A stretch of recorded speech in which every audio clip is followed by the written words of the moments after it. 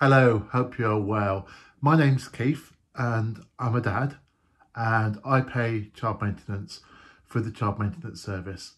And I've found it can sometimes be really confusing, which is why I make these videos to help you out. So today, let's talk about mandatory reconsiderations and complaints. What's a mandatory reconsideration? It's not common English, is it? I don't know why they use that term, but essentially what it is it's when you ask the CMS to relook at something. It's mandatory because they have to, and it's a reconsideration because you're asking them to look at a decision. So how does that work then? Well, let's just say you put in a change, maybe shared care changes. So that change is submitted via the portal, via telephone, via message, etc.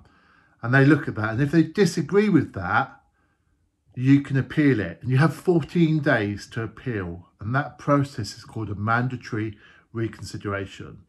And to make it really clear to the CMS that that's what you're asking for, you should use that term. So ring them up and say, I want a mandatory reconsideration. Now, my understanding is the way it then works is that particular aspect of the case is passed to a different team, and a different team look at it. So that way, you're not influenced by the same person that dealt with the case or the same team leader. Now, obviously, they will look at that case, and in theory, it should take 14 days. Now, sometimes it doesn't. Let's be honest, we're all familiar with the CMS. We're all familiar with the fact that they take forever to get stuff done. You can shorten it. What I've discovered in my interactions with the CMS is if both parties want it to be shortened, you don't have to have a 14-day process. The 14 days is there to give both sides a chance to make a representation. If both parties speak to the CMS at the outset and say, yeah, this is the situation, I wish to waive my 14-day period, CMS can shorten that. Classic example where that may come into play is where maybe both parties agree to settle a case and close it. So both parties can then contact the CMS and ask for the case to be closed, and they can ask for the 14-day period to be waived. Now, what happens if the mandatory reconsideration doesn't go in your favour? Well, the next step is to go to a child maintenance tribunal.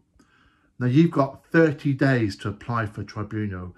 So that's 30 days from when you get the letter from when the letter is sent saying your mandatory reconsideration has been rejected. This is quite a normal process. It is a court process. You fill a form in. Off the top of my head, it's the SSSC2 form. Just type in Child Maintenance Tribunal onto Google.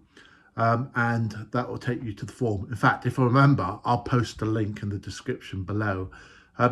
You fill the form in, you send it off to court. Then what happens is the court will respond to you and say, yep, accepted.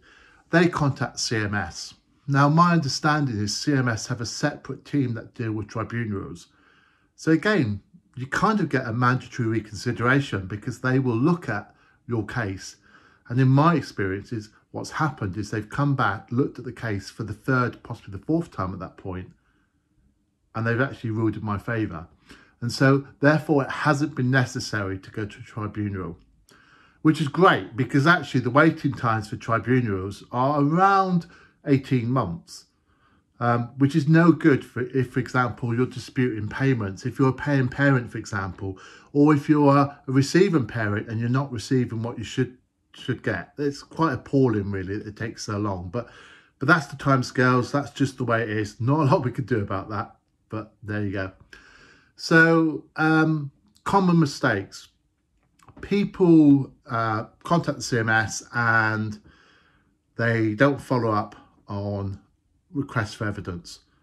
So you go through the process of asking for a mandatory reconsideration, but then you don't send in any evidence that may support what you're saying.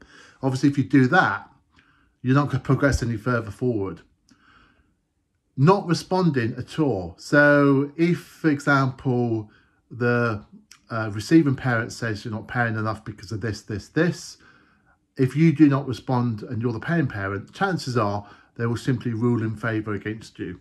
In which case, that's it. You'll then have to start the process again. You're going to have to go back to them and say, this isn't true. Go through the process, go through the mandatory reconsideration process to get back where you started from. So always reply to stuff straight away. How do you know? Well, look, I appreciate some of you don't like using the portal, but the advantage of the portal is it's all there. From a CMS perspective, every contact you have is all there in one file. I get it. You don't like it, but use it. Just use it. And at the same time, follow up with whatever method you prefer to use. Post, email, whatever, via your MP. Who cares? Just do it. But do the portal as well, because that's the one-stop shop. Everything else is extra. Now let's talk about your MPs, because you quite often hear that you should speak to your MP. The reason for that is because the Child Maintenance Service is a government department. In fact, it's a department within the Department of Work and Pensions, and as such, it's accountable to Parliament. So there will be a group of MPs who will be on the select committee whose job it is to review the Child Maintenance Service and ask questions. You've probably seen them talking to the Child Maintenance Service officials online. If you contact your MP, because it's a government department, it has to have a team that responds to MP inquiries. So if you contact your Member of Parliament, the CMS Member of Parliament team will get back to your Member of Parliament within 14 days. And if they don't do that, then they can go to, your MP can go to the Secretary of State. So it is quite useful to actually use your Member of Parliament. You know, that's what they're there for. So if you have a problem with CMS, make sure your Member of Parliament knows. Finally, I think it's worth touching on what ICE is. Now, ICE is the Independent Complaints Examiner. They are independent, although they do have Department of Work and Pensions email addresses, but that's because it's an office set up to look at all complaints for the Department of Work and Pensions, not just child maintenance. Now, my experience of the ICE has been quite good. I put my complaint through and they looked at it and they came back and said, we can challenge the CMS on these points. And then it took 18 months because they're so far behind due to the volume of cases. It's just unbelievable. But what I would say is, in my particular case, they produced a 27-page report that basically confirmed what I said in the first place was right. They also awarded me compensation. Not talking massive amounts. I think in this particular case, it was £75, but that's just a typical amount that you'll get. Now, ICE look at procedures. They can't make the decisions for you. So if CMS get it wrong in their procedures, ICE can challenge them on that. If CMS calculations are right, ICE cannot go in there and change the calculations. They're there for procedures. They're there to check that the Child Maintenance Service gets it right and follows the right procedures. And of course, what this means is because they're there just to check that they follow the procedures, they can't change the calculations. And therefore, you can't sort of say, I'm not going to pay or I'm not going to do this because it's gone to ICE. Things don't change. You still have to continue to pay while it's going to ICE. But I find ICE quite useful because they can look at it and go, yeah, actually, they were wrong. They should have done this. They shouldn't have hung up on you, for example. Got £25 once because someone hung up on me on the telephone. That's considered to be really rude. And in fact, actually, when dealing with most companies, if someone hangs up on you, it's considered really rude. So always challenge that. But yeah, so that's a quick rundown. Quick refresh. You ask for a decision to be made. If you don't agree with the decision, you ask for a mandatory reconsideration. If that doesn't work for you, you could take it to tribunal. The entire process from start to finish could take 18 months. Just the way it is, guys. Right, brilliant. Well, thank you for your time. Hope that's been of help. Don't forget to like and subscribe.